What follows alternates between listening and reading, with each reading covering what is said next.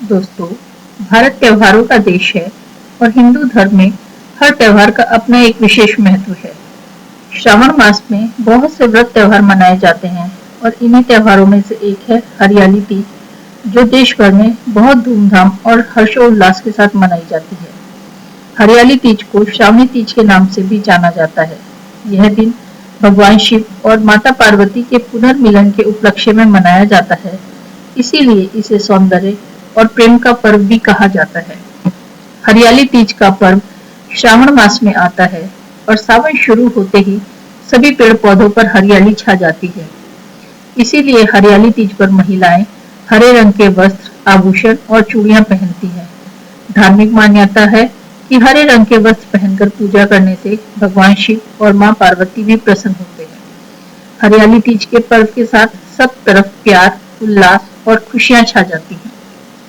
नमस्कार दोस्तों, आप सभी का स्वागत है मेरे YouTube चैनल हिंदी का ज्ञान सागर में। कैसे हैं आप सब? आशा करती हूँ आप सब स्वस्थ, व्यस्त और मस्त होंगे। दोस्तों, श्रावण मास चल रहा है, भोले शंकर के दिन है। लोग इन दिनों पे भगवान शिव शंकर को प्रसन्न करने के लिए उनके मंदिर में जाकर उनका आशीर्वाद ले रहे हैं और इस सावन महीने में हमें बहुत से व्रत त्योहार देखने को मिलेंगे। हरियाली तीज भी उन्हीं में से एक है। दोस्तों, इस साल हरियाली तीज 7 अगस्त बुधवार को मनाई जाएगी। हिंदू पंचांग के अनुसार श्रावण शुक्ल पक्ष की तृतीया तिथि को सौभाग्य प्राप्ति के लिए तीज का त्योहार मनाते हैं। इसे अखंड सौभाग्य की प्राप्ति वाला व्रत भी माना जाता है। इस दिन सुहागन महिलाएं निर्जला व्रत रखती हैं और भगवान शिव और माता पार्वती की पूजा करती हैं। यह व्रत पति के दीर्घायु और वैवाहिक जीवन में सुख और समृद्धि लाने के लिए रखा जाता है। दोस्तों, हरियाली तीज का व्रत हमारे उत्तर भारत में बहुत ही लोकप्रिय है और यहाँ पर लोग इसे बहुत ही हर्षोल्लास और बहुत ही उमंग के साथ रखते हैं। हरियाली तीज मनाने के पीछे बहुत से कारण हैं, लोगों की अलग अलग कथाएं हैं। आइए अपने इस वीडियो में एक कथा को हम भी सुनते हैं। हमारी यह कथा भगवान शिव और मां पार्वती से जुड़ी हुई है। हरियाली तीज उत्सव को भगवान शिव और माता पार्वती के पुनर्मिलन के उपलक्ष्य में मनाया जाता है। पौराणिक मान्यता के अनुसार माता पार्वती ने भगवान शिव को पति के रूप में पाने के लिए कठोर तप किया था। इस कड़ी तपस्या से माता पार्वती ने भगवान शिव को पति के रूप में प्राप्त किया। कथा के अनुसार माता गौरी ने पार्वती के रूप में पर्वतराज हिमालय के घर पुनर्जन्म लिया था। माता पार्वती बचपन से ही शिव को वर के रूप में पाना चाहती थी। इसके लिए उन्होंने कठोर तप किया। एक दिन नारद मुनि वहां आए और उनके पिता पर्वतराज हिमालय से कहा कि पार्वती के तप से प्रसन्न होकर भगवान विष्णु उनसे विवाह करना चाहते हैं। यह सुनकर हिमालय बहुत प्रसन्न हुए। दूसरी ओर नारद मुनि विष्णु जी के पास पहुंच गए और कहा कि पर्वतराज हिमालय ने अपनी पुत्री पार्वती का विवाह आपसे कराने का निश्चय किया है। इस पर विष्णु जी ने भी अपनी सहमति दे दी।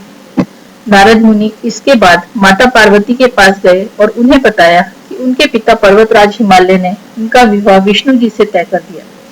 यह सुन पार्वती जी बहुत निराश हुए और पिता से नजरें बचाकर सखियों के साथ एक एकांत स्थान पर चली गई। घने और सुनसान जंगल में पहुंचकर माता पार्वती ने एक बार फिर से तप शुरू किया।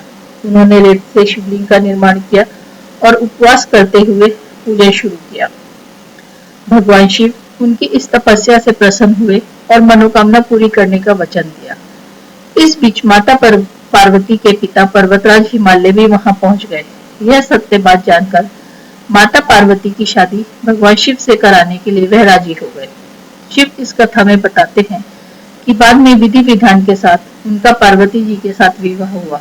शिव जी कहते हैं, हे पार्वती, तुमने जो कठोर व्रत किया था उसी के फलस्वरूप हमारा विवाह हो सका है। इस व्रत को निष्ठा से करने वाली स्त्री को मैं मनवांछित फल देता हूँ। दोस्तों, इस व्रत को करके कोई भी सुहागन स्त्री अपने पति की दीर्घायु और अपने वैवाहिक जीवन में सुख समृद्धि लाने के लिए भगवान शिव का आशीर्वाद प्राप्त कर सकती है। इस व्रत को करने के लिए हमारी कुछ मान्यताएं हैं, हमारी कुछ परंपराएं हैं, जिनको व्रत करने वाले इंसान को पालन करना चाहिए। दोस्तों, भारत में सावन माह में आने वाले त्योहारों को नवविवाहित स्त्रियों के लिए बहुत विशेष और शुभ माना जाता है। हरियाली तीज के अवसर पर महिलाओं को ससुराल से मायके बुलाया जाता है। हरियाली तीज से एक दिन पूर्व सिंधारा मनाने की परंपरा है। इस दिन ससुराल पक्ष से नवविवाहित स्त्रियों के लिए वस्त्र, आभूषण, श्रृंगार का सामान, मेहंदी और मिठाई आदि भेजी जाती है। तीज के दिन मेहंदी लगाना अत्यधिक शुभ माना जाता है। इस दिन महिलाएं और युवतियां अपने हाथों में मेहंदी और पैरों में आलता लगाती हैं। यह सुहागिन महिलाओं के सुहाग की निशानी माना जाता है। हरियाली तीज के दिन सुहागन स्त्रियां अपनी सास के पैर छूकर उन्हें सुहागी देती हैं और उनका आशीर्वाद लेती हैं, और अगर सास नहीं हो तो यह सुहागा जेठानी या किसी अन्य वृद्धा को भी दिया जा सकता है। हरियाली तीज के दिन महिलाएं और कुंवारी कन्याएं खेत या बाग में झूले झूलती हैं और लोकगीतों पर नृत्य करती हैं। पौराणिक ग्रंथों में बताया गया है कि सावन के दौरान सबसे पहले श्री कृष्ण जी ने राधा रानी को झूला झुलाया था, और उसके बाद भगवान शिव, देवी पार्वती और श्री राम माता सीता को भी झूला झुलाते थे। इसी वजह से तीज के त्योहार को झूला झूलने के बिना अधूरा माना जाता है। दोस्तों, आइए अब जानते हैं कि हरियाली तीज की पूजन विधि क्या है। इस दिन सुबह जल्दी उठकर स्नान करके साफ वस्त्र धारण करने चाहिए और पूर्ण श्रृंगार करना चाहिए, 16 श्रृंगार करने चाहिए।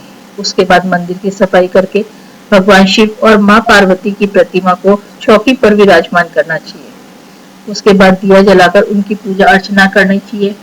माँ पार्वती को 16 श्रृंगार अर्पित करने चाहिए और भगवान शिव और माँ पार्वती की आरती करनी चाहिए, और इसके साथ ही शिव चालीसा और मंत्रों का जाप करके अपने पति की लंबी आयु की कामना करनी चाहिए। दोस्तों, हरियाली तीज का व्रत रखते हुए हमें कुछ बातों का खास ध्यान रखना चाहिए, जिससे हमारा ये व्रत निर्विघ्न पूर्ण हो सके। हरियाली तीज में व्रत के दिन सूर्योदय से पूर्व सर्गी खाते हैं, फिर सूर्य उदय के साथ ही निर्जला व्रत प्रारंभ हो जाता है। सर्गी के समय ही पानी पी लेना चाहिए। यदि आपकी सेहत ठीक नहीं है तो आपको निर्जला व्रत नहीं रखना चाहिए। हरियाली तीज व्रत रखने वाली महिलाएं पूजा के समय माता गौरी को श्रृंगार की सामग्री जरूर से अर्पित करें और पूरे व्रत में ब्रह्मचर्य के नियमों का पालन अवश्य करें। दोस्तों, अगर तीज के ऊपर आपको ये वीडियो अच्छा लगा हो तो इसको लाइक, शेयर एंड सब्सक्राइब जरूर कीजिएगा, और अपने विचार कमेंट सेक्शन में कमेंट्स के रूप में जरूर बताइएगा।